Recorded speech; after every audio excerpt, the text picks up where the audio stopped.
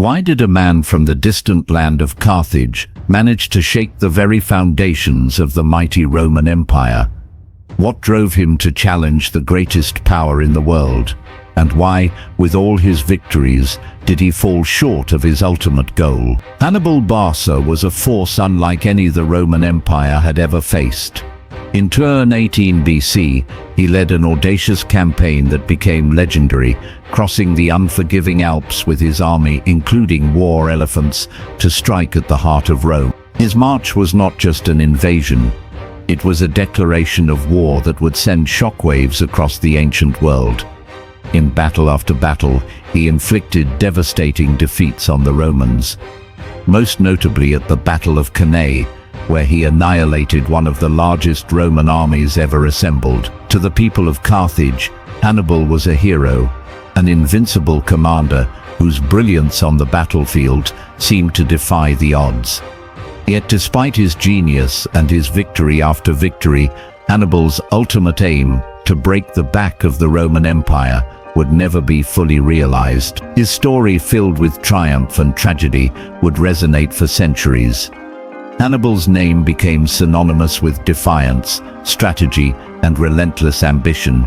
Yet it was a name that history would only remember as one of what could have. This is the story of Hannibal Barca, the general who came closer than anyone to destroying Rome, only to be betrayed by fate itself. Let's uncover the fascinating tale of a military genius whose legend would endure even as his final victory slipped through his grasp. Hannibal Barca's journey began in 2047 BC in the heart of Carthage, a flourishing Phoenician city-state in North Africa, standing as a rival to the Roman Empire. His father, Hannibal Barca, was a seasoned general whose name was feared by the Romans after the First Punic War, a war that left Carthage crippled but not broken.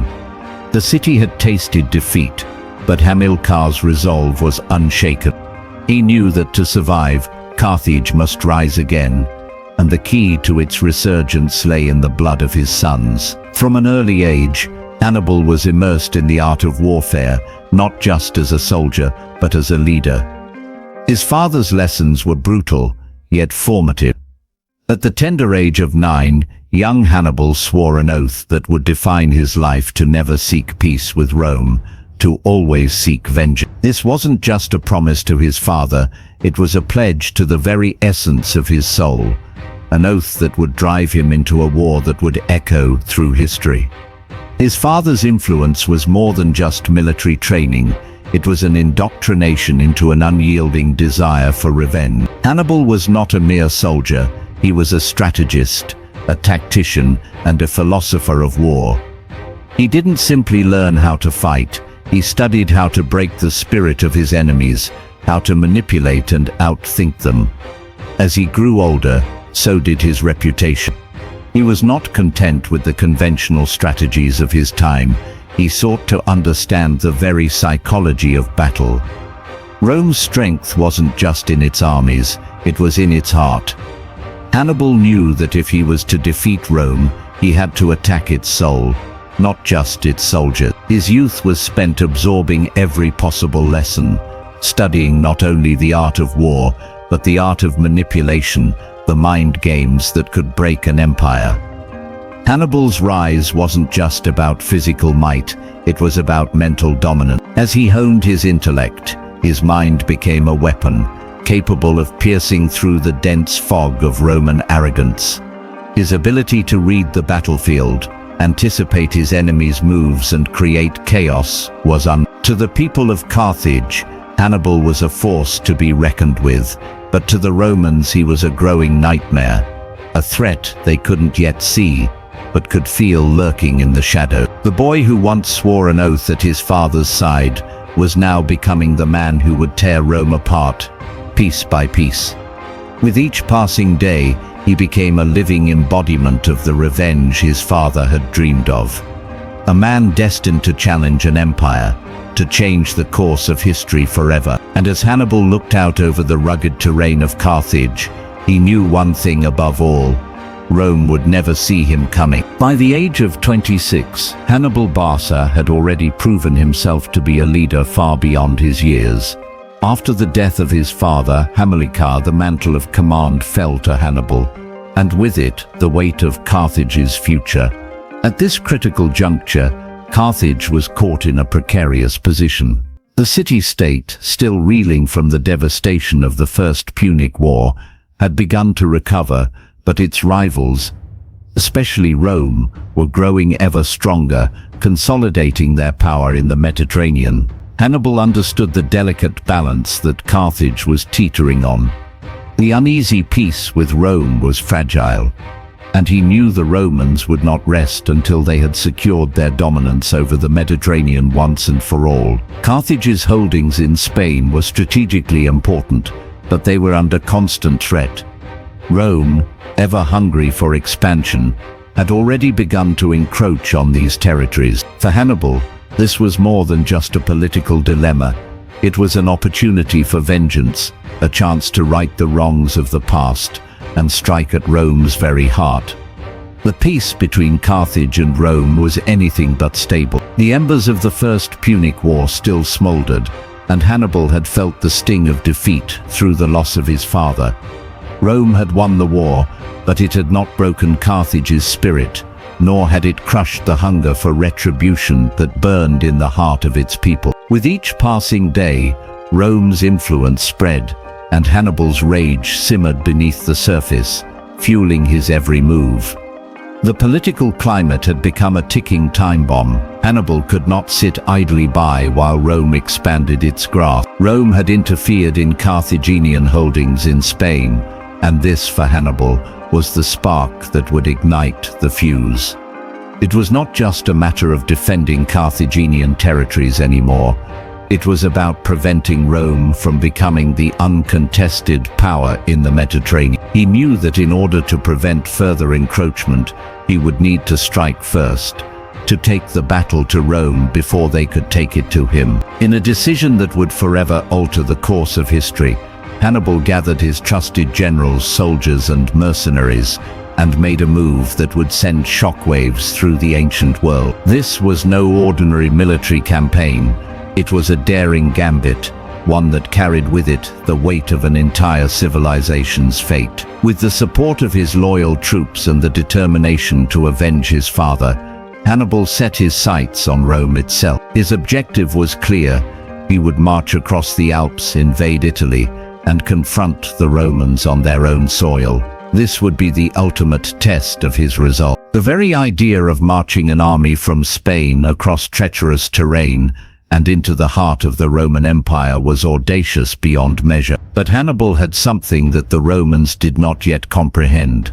He had a brilliant strategic mind, and he knew how to use Rome's arrogance against them. The gods themselves seemed to conspire with Hannibal, as his troops prepared for a journey that would become the stuff of legend. Their destination, the gates of Rome, where he would either achieve the glory of a general who conquered the empire, or face the crushing defeat of a dream unrealized. The die had been cast, and Hannibal's campaign was now underway, a journey that would stretch his men's endurance to the limits and challenge the very foundation of the Roman Empire. The Romans could not possibly know what was coming until it was too late. Through treacherous terrain that would have crushed the resolve of lesser men, Hannibal's army pressed on, carving a path through the Pyrenees and the towering Alps. The air was thick with the weight of what they were about to achieve. This was no mere military campaign.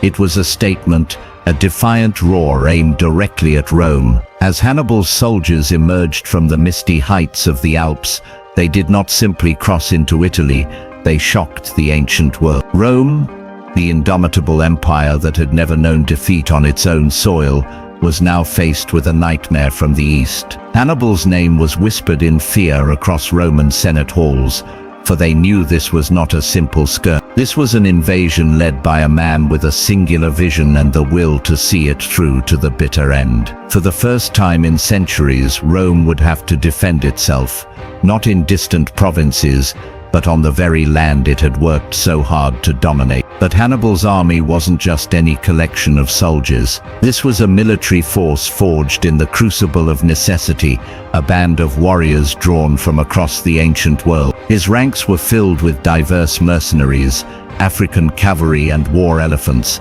each one united under a singular vision: to topple the mighty Roman Empire. The elephants were a symbol of Hannibal's ingenuity, massive, intimidating creatures capable of crushing Roman legions with their sheer weight. But these weren't just tools of war.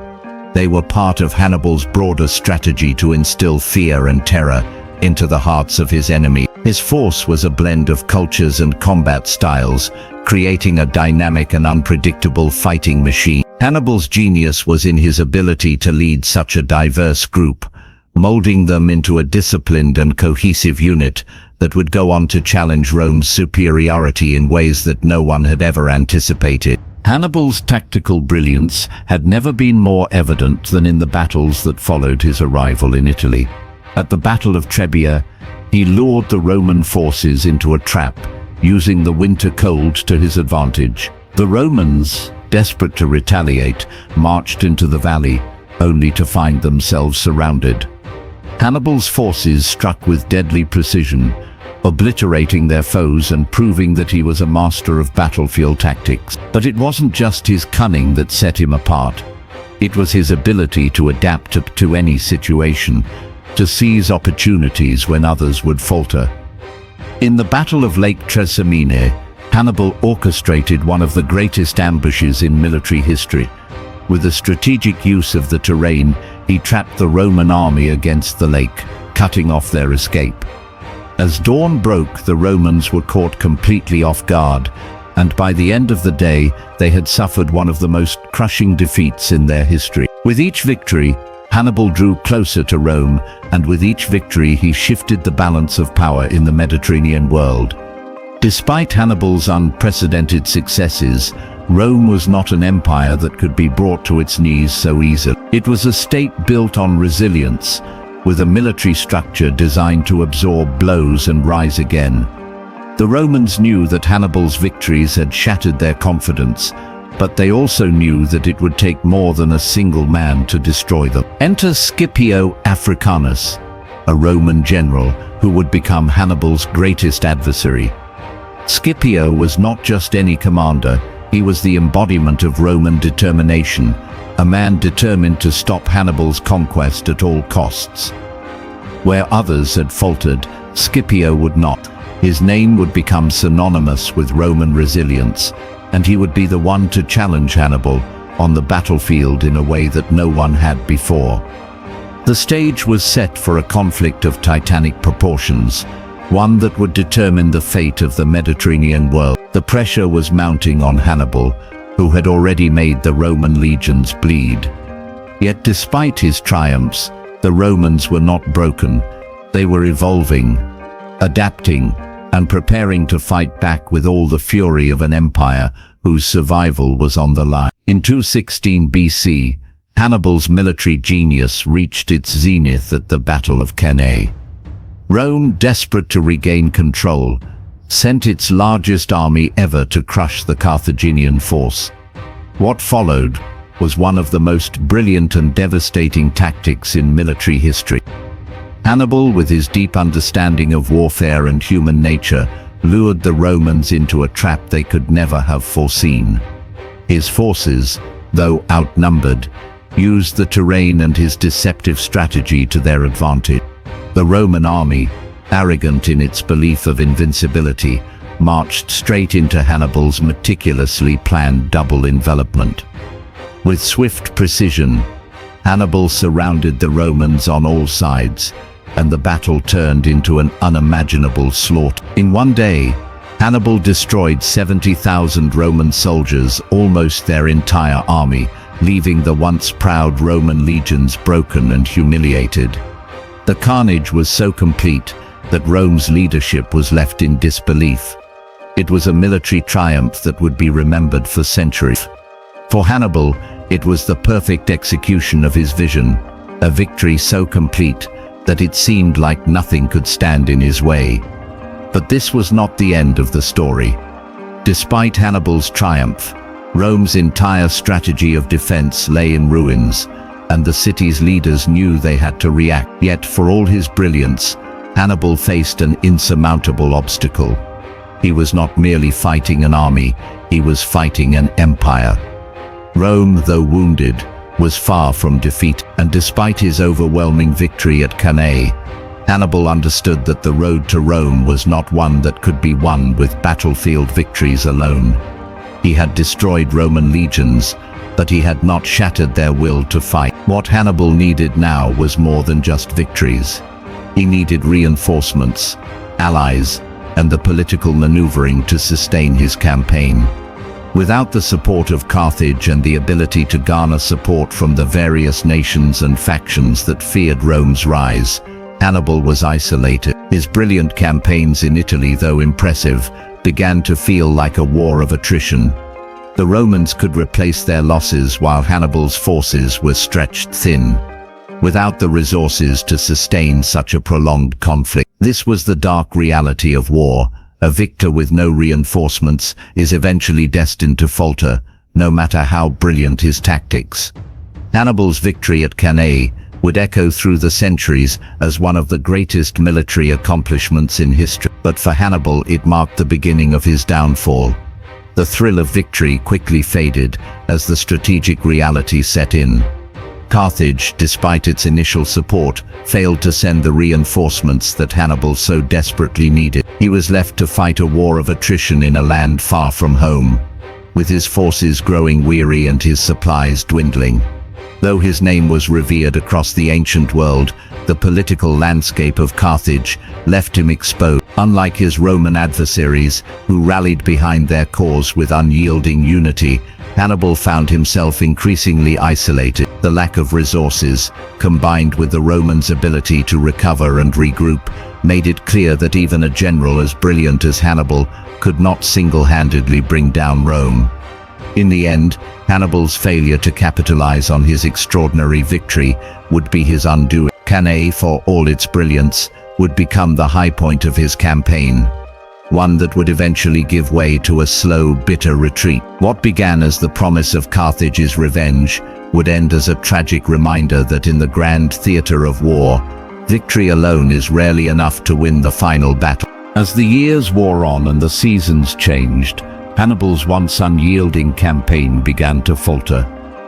The endless battles, the supply shortages, and the relentless Roman pursuit wore down even the greatest of generals. The empire that he had so nearly brought to its knees began to recover, and with each passing year, Hannibal's situation grew more dire.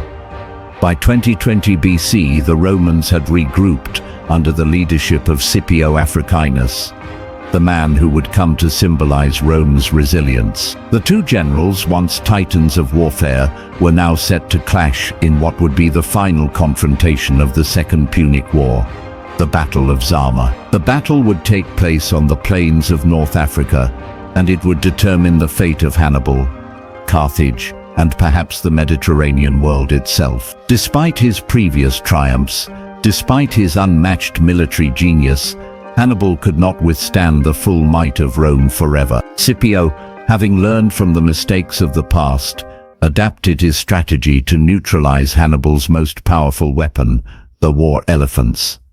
And ultimately, Hannibal, once unstoppable, was finally defeated. The man who had terrorized Rome for years was now facing his own downfall. Hannibal's defeat at Zama was the end of his dream of destroying Rome.